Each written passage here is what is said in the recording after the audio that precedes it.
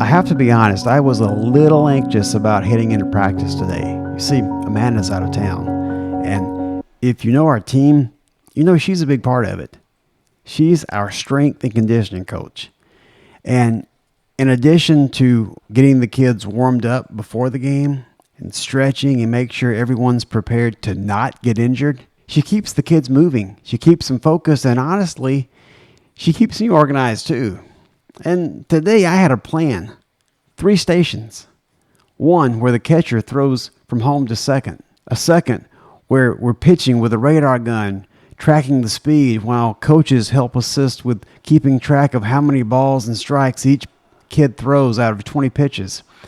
And then the main station was hitting on the field with me throwing pitches to all the kids and letting them all get as many reps with swinging and hitting as possible. On paper, it sounded like a solid plan.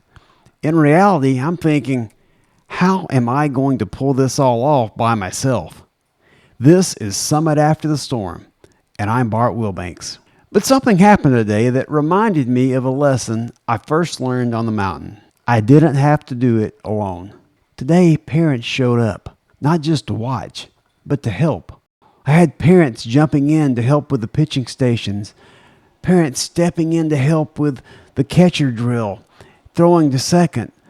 More parents stepped in to help me coordinate the hitters and fielding in the gaps that were there because we had players at all these stations. There's not enough to fill each position. The parents all stepped up.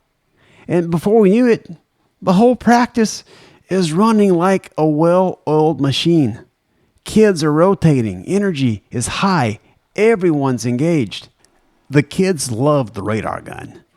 Tracking speeds, counting their strikes and balls. It kept a competition-type feel to practice, and they could see as they threw the ball how fast it was. And I just stood there for a second, taking it all in, because what I thought was going to be stressful and chaotic turned into one of the best practices we've had all season.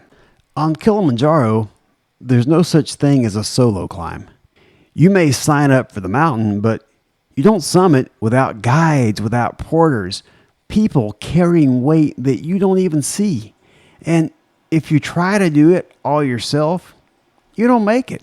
And yet, in the valley, we try to carry everything by ourselves. We think it makes us a stronger person. At home, at work, in leadership, we think it's my responsibility. I've got to hold it all together. I shouldn't need help. But today reminded me, strength isn't doing it all yourself. Strength is building something that others want to step into. Ecclesiastes 4 verses 9 through 10 says, 2 are better than 1, because if either of them falls, one can help the other up. In business, we talk a lot about high-performing teams, but the best teams don't just execute, they take ownership. Nobody waited to be asked today. They just stepped in.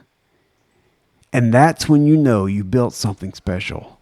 I went into that practice very anxious, but I left the practice grateful. Grateful for the parents. Grateful for the team. Grateful that what we're building isn't dependent on one person. Not even Amanda. And she's pretty incredible. Because here's the truth. The strongest teams are never built around one person's strength. They're built around shared ownership, around trust, and people willing to step up when it matters. So let me ask you, where in your life are you trying to carry too much alone? Is it at work?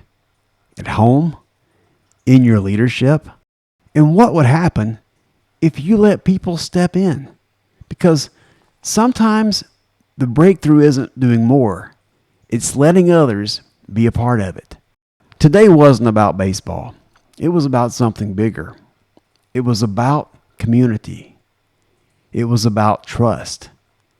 And it was about realizing you were never meant to carry it all alone.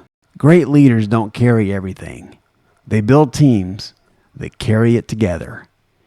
If this resonated with you, follow the podcast on Spotify or whatever platform you're listening on, and share it with someone who's carrying too much weight right now. You know who they are. And go to summitafterstorm.com to learn more about the movement. And until next time, keep climbing. Poly poly.